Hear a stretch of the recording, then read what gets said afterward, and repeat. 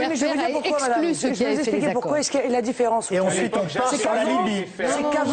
Et ensuite, on part sur la Libye.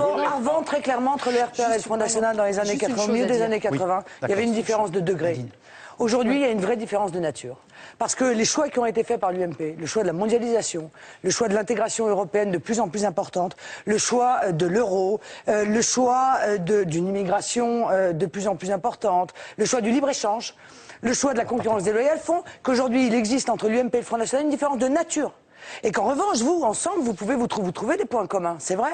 Et c'est pour ça que je plaide que la fracture de demain, celle de 2012, ce sera la fracture entre le mondialisme et ceux qui défendent la nation. Et que les Français, probablement, se choisiront, en tout cas je l'espère, au second tour, ce véritable choix. Dans ce cas-là, moi j'avoue que Strauss-Kahn m'apparaît être l'excellent candidat, le candidat tout à fait symbolique des ravages de la mondialisation, des ravages de l'euro et des ravages de l'Union européenne.